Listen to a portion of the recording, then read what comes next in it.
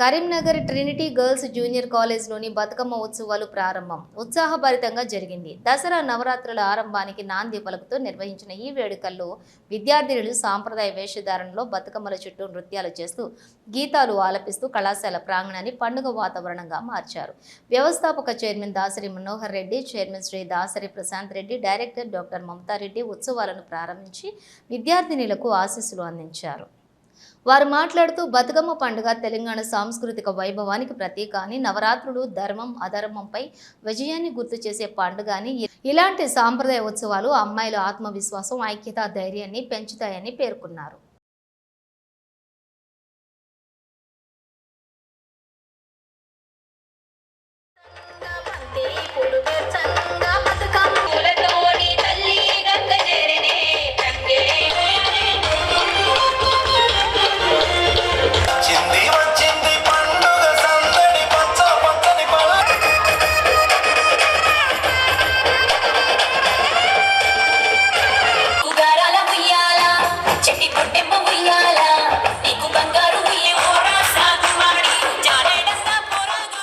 తెలంగాణ ఆడబిడ్డలకు ఎంతో ప్రీతిపాత్రమైనటువంటిది.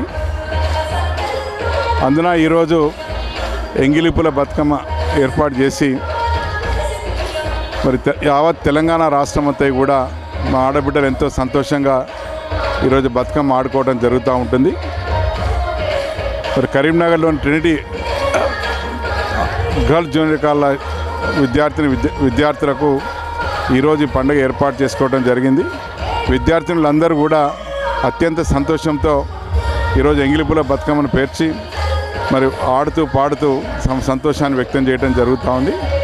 బతుకమ్మ అనేది తెలంగాణ సంస్కృతి సాంప్రదాయాలకు ఒక చిహ్నం. ఇది సమాజంలో జరిగేటువంటి మంచిని చెడును తమ పాటల ద్వారా వ్యక్తీకరిస్తూ ఆడబిడ్డలు ఈరోజు ఆ బతుకమ్మ చుట్టూ తిరుగుతూ పాడుతూ ఇవన్నీ వ్యక్తం చేయడం జరుగుతూ ఉంటుంది. అందుకే ఈ బతుకమ్మ అనేది మరి ఒక రకంగా మన సంస్కృతిలో ఒక భాగం.